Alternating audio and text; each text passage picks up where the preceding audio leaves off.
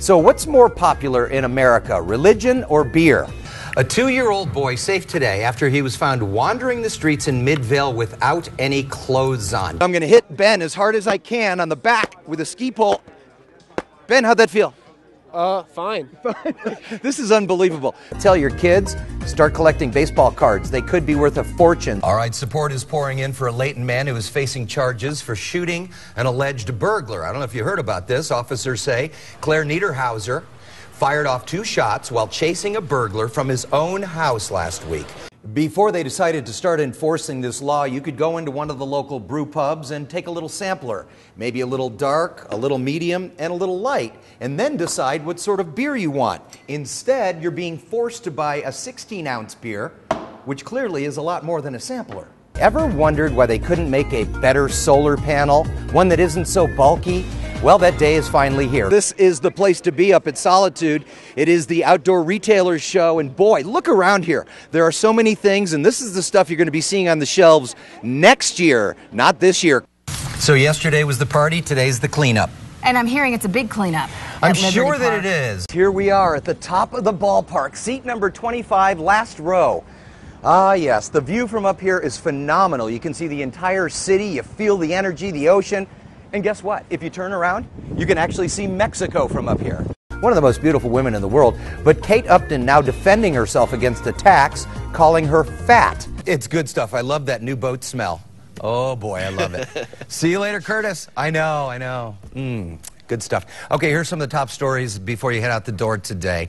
And it starts with the bad air. The inversion, as you know, it causes problems for all of us. But this family here basically is forcing them to keep their child inside. Well, the decision is on hold for the Boy Scouts. Will gays be allowed in?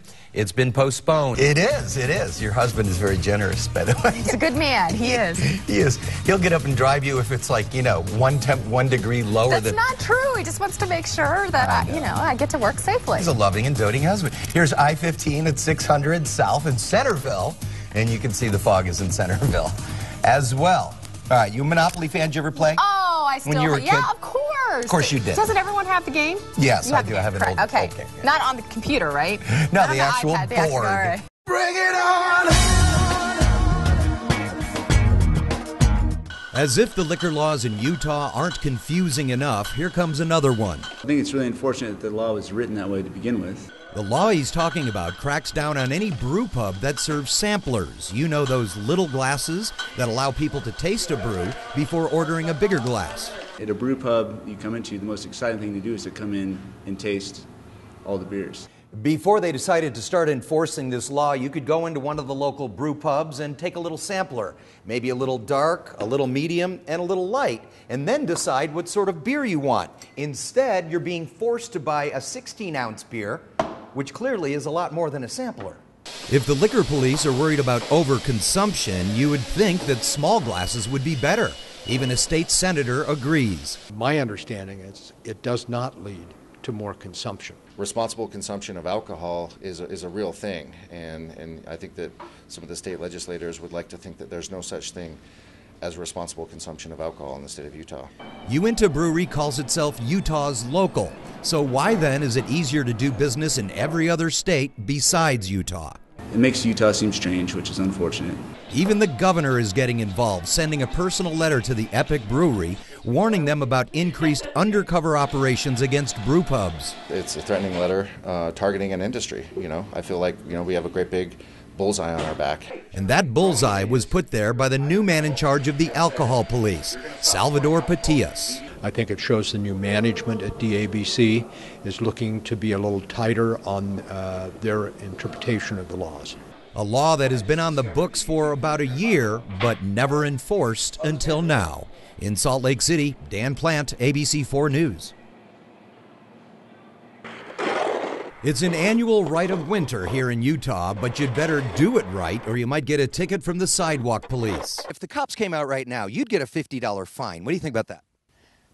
I would be upset because I had to take my mom to the airport this morning. I had to pick my sister up from school. I had to do some errands. Now that the snow is falling on a regular basis, the complaints have been rolling in and the tickets have been written out. And you know, it's not enough to just get out and shovel your sidewalk. It has to be shoveled a particular way. For instance, if you leave a layer of snow or ice on this, you could still get a fine. So what you have to do is you have to get out and you have to keep on shoveling. Keep on shoveling all the way down to the cement. If it's not all the way down, the cops are doing two things, either handing out warnings or tickets with a $50 fine. But who gets the warning and who gets the fine? I would like a warning for anything that comes around first. And if I don't listen to it after that, I probably deserve a ticket. Yeah. Makes sense, but that's not how it always works. During the last storm, 2 Salt Lake City council members got warnings while their next-door neighbors were slapped with a fine. My mom got a ticket just the other day, and I mean, she's a manager of a bookstore, and it's a constant having to keep up with the snow. With the local politicians now a part of the shovel debate, it looks like the sidewalk patrol may back off a little. The word from City Hall, use common sense, whether it's a council member or not. In Salt Lake City, Dan Plante, ABC 4 News.